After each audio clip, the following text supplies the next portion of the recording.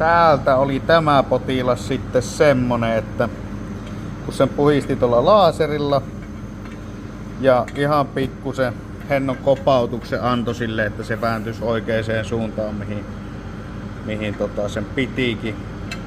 Niin siinähän kävi, että se murtui vaan sitten loppuun. Loppuun se ei enää paljolla ollut kiinni tästä päästä ja tosta päästä. Irrotettava se olisi ollut joka tapauksessa, mutta nyt se lähti ihan omin avuin sieltä. Niin kokeillaan nyt putsauksen jälkeen päästään pienen heppendaali siihen, niin se pysyy kans paikoilla. Näissä valuissa on monesti tää, että tää pysyy nyt ihan kun laittoi vaan ite käsiin, niin sitä ei tarvi näköjään edes pitää. Kokeillaan miten käy, kun annetaan sille hellää heftiä. Niin pitäisikö se siinä paikkansa? Ei se nyt vielä ihan noilla pitänyt, mutta laitetaan karva poweria lisää ja yritetään tää nyt saada omin avuin tähän. Ei se enää pysy, pitää ottaa 2 kättä.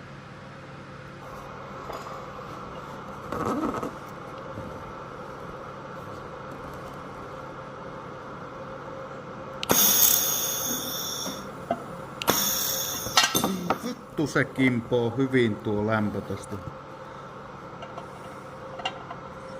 Ei tarvinnut pitää edes sormia nyt takana, kun se kimpos tosta suoraan tosta tänne kämmeneen, niin teki Edvardos. Alumiini kun se sulaa, niin se on kuin peili. Muistakaa se. Mä tiputan vähän nostan poweria.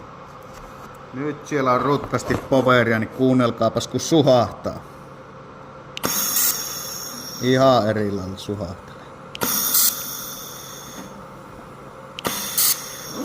Nyt se kyllä jo kestää nostaa siitä, että nyt se on, montas mä laitan? 1, 2, 3 heftiä, niin se kestää tästä jo nostaa. Voi olla, että vuotas vielä, mutta kestäisi nostaa. Tällekin puolelle pari heppiä.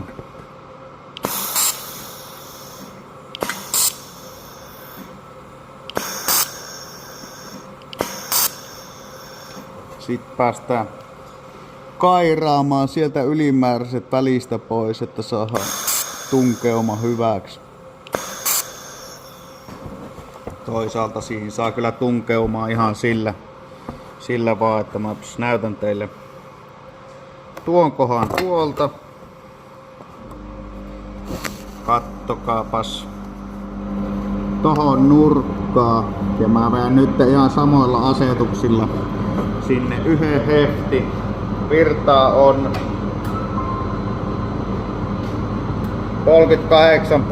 38% ja kattokaa kun mä laitan vaan heftin tonne kulmaan.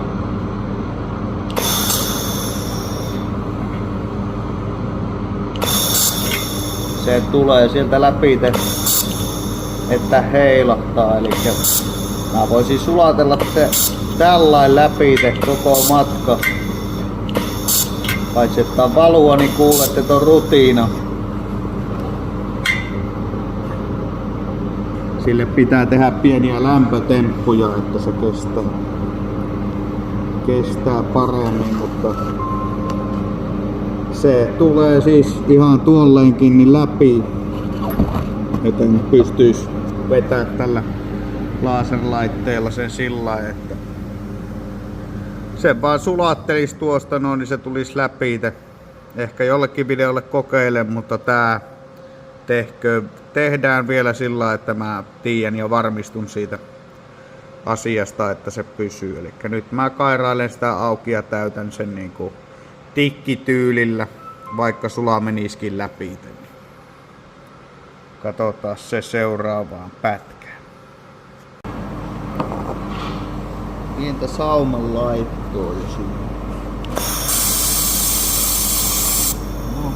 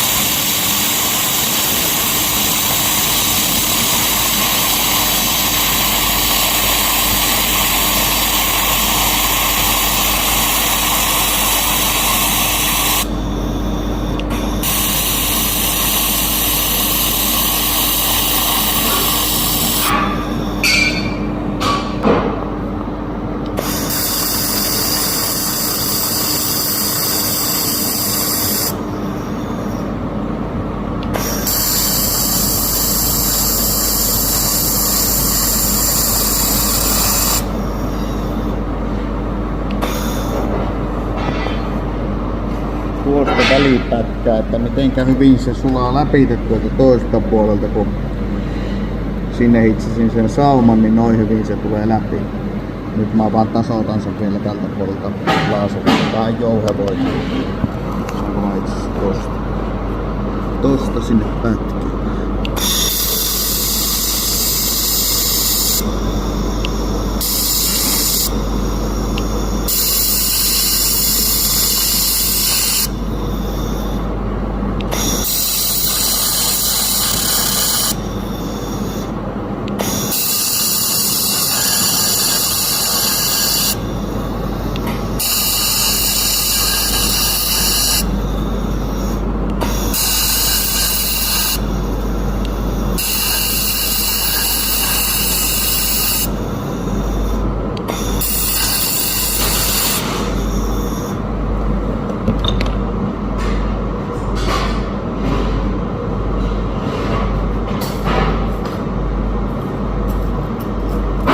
Nyt tulee kova ää.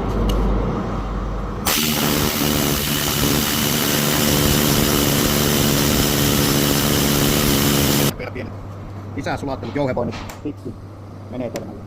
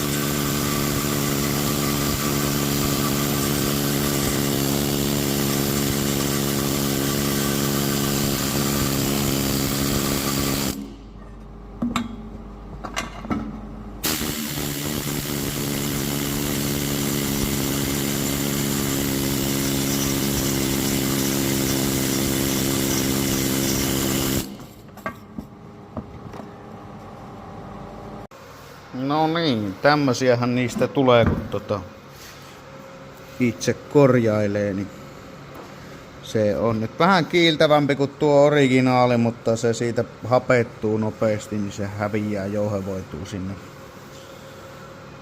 piiloon. Vähän kiiltävämpi. Mutta tuossa on nyt sauma. Sauma menee ympäri. Tää käy siis vielä tasohionnossa. Tää on keskeltä alempana. Tää on niinku U-muotoinen. Tää laippa tässä näin niin käy vielä hionnassa. Elikkä tuo suoristuu, en sen enempää lähtenyt muuta kuin laikalla. Laikkasuoruus on tässä nyt toimiva ratkaisu. Niin semmonen korjaus siitä tuli tällä kertaa. Veto ja